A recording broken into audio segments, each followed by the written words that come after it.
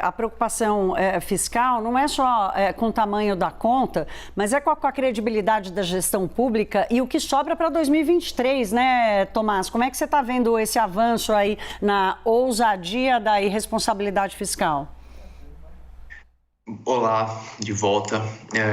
Eu vejo da seguinte forma: acho que a população inteira sofre com os aumentos nos combustíveis. A população inteira sente a inflação apertando nos seus bolsos.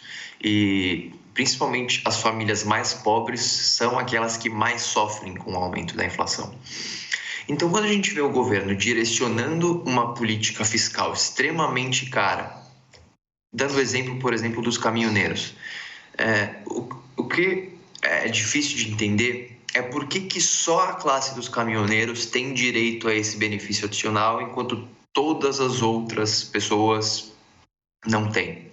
Isso reflete, a fragilidade que o governo tem diante deste grupo, que é um grupo extremamente organizado e capaz de fazer pressão sobre o governo, e também porque eles conseguem simplesmente parar a economia, fazer paralisações, greves, gerar mais desabastecimento, aumentar ainda mais a inflação e reduzir a atividade econômica. Então o governo está extremamente refém deste grupo de pressão nesse momento e tenta fazer de tudo para garantir algum benefício eleitoral nesse sentido. Em relação às outras medidas, eu acho que entra um ponto mais profundo, que é a redução do ICMS para combustíveis, energia elétrica, e isso coloca a conta sobre os estados e o governo federal recebe todo o mérito. Aí as outras medidas de compensação para reduzir o ICMS dos demais itens é algo que, de novo, vai dar mais dor de cabeça fiscal. A gente está gastando mais dinheiro para subsidiar combustíveis. Qual que é o sentido nesse momento da gente gastar um dinheiro extremamente alto em ano eleitoral para subsidiar o combustível do meu carro, para subsidiar o combustível do seu carro? Eu acho que existem muitas outras formas da gente gastar esse dinheiro. Quando a gente pensa em orçamento público, a gente tem que pensar, bom, se eu vou gastar de um lado, da onde que eu estou tirando?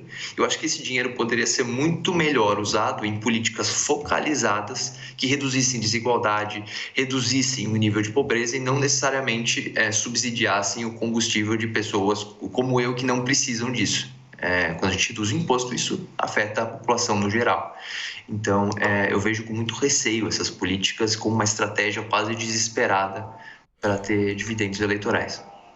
Tomás, você falou sobre essa questão do benefício ser focado ou, né, ser um benefício que atinge, inclusive, pessoas com alto poder aquisitivo, ao reduzir, por exemplo, o preço de gasolina, que não é um combustível que é tão necessário para, por exemplo, no caso do diesel, ajuda, né, a conter os preços do frete dos caminhões, isso implica em contenção da inflação para toda a economia, né? Tem um efeito aí positivo para toda a economia. O diesel também é usado no transporte público, mas a gasolina é muito usada em carros particulares, tá? Então tem toda essa discussão.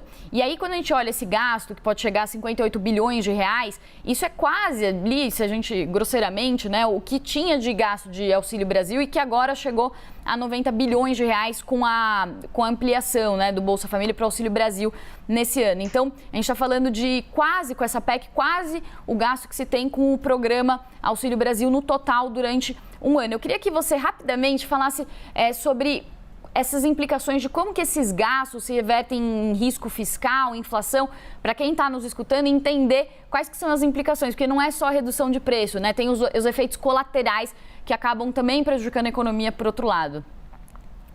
Exatamente.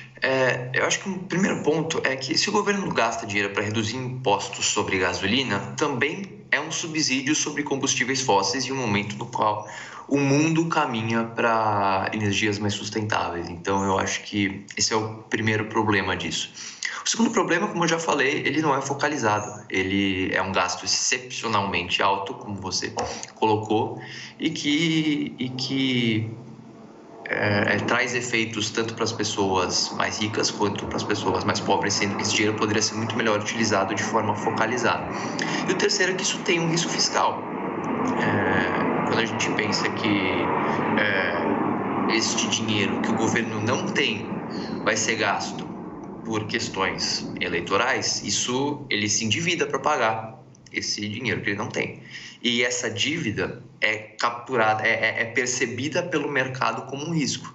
Então, Priscila, como você falou mais cedo, esse aumento no risco tende a desvalorizar a nossa moeda. E com essa desvalorização da moeda, os preços de todos os bens que a gente importa via taxa de câmbio ficam mais caros, sendo que as commodities já estão altas. Então, quando o dólar fica mais depreciado, os bens chegam aqui também de uma forma bem mais cara. Então, isso, pelo lado fiscal, aumenta a inflação lá na frente. O segundo ponto, brevemente, é que essa redução dos impostos, ela acaba em 31 de dezembro de 2022. Então, quando chegar em 1º de janeiro de 2023, esses impostos vão voltar e, com isso, parte dessa inflação que a gente reduziu em 2022 vai voltar a crescer em 2023. Então, é uma medida meramente paliativa, temporária, que visa unicamente propósitos eleitorais. Nós conversamos com o Tomás Sarkis, que mora perto do aeroporto, portanto, ouvimos ali passando um avião ou outro. Não se preocupe, faz parte, Tomás, e é sempre bom te receber aqui. Nós vamos ligar para Congonhas, pedir para alterar a rota quando você participar do Money. Algumas coisas a gente não consegue controlar, mas voo é bom a gente nem querer tentar, meu caro. Obrigada, boa quinta-feira para você. Obrigado.